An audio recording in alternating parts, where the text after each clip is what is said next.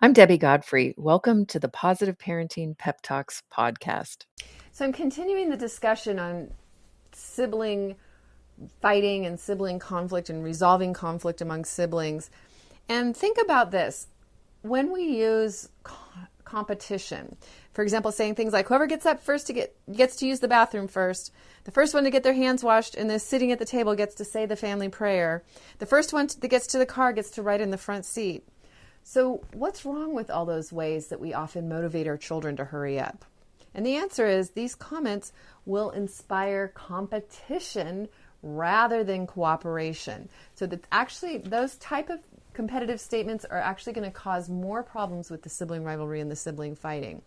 So what we need to do is teach our children to assert themselves and solve conflicts and create win-win situations. So let's say one child is painting quietly at the table, and next to her, her brother is playing with her Play-Doh.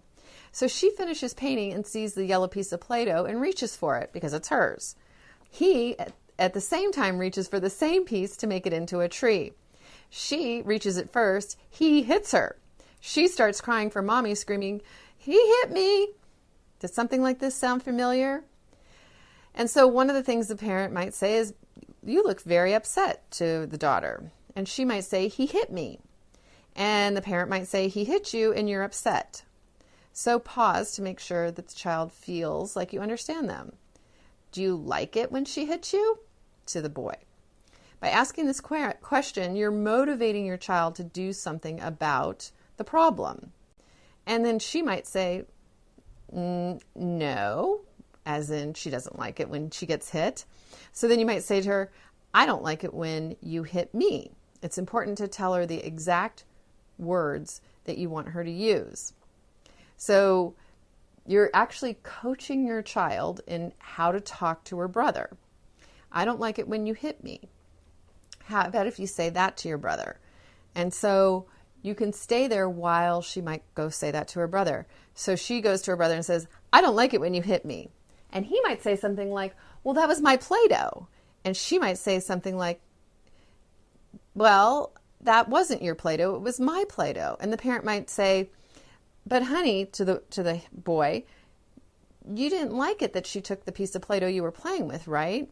And he would say, "No." And the parent would tell him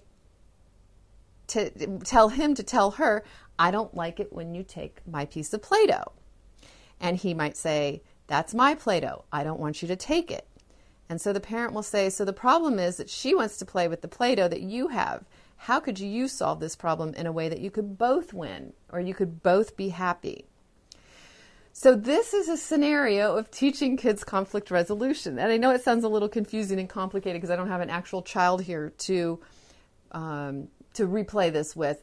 But it's instead of doing the coming in and yelling at them or coming in and breaking up the fight and just getting them to quit fighting, this is a scenario where we actually sit down with kids and help them resolve the conflict between each other, helping them use their words, helping them use their creative thinking. This is what you want to start doing with your kids when they're young to help them learn and to have conflict resolution skills.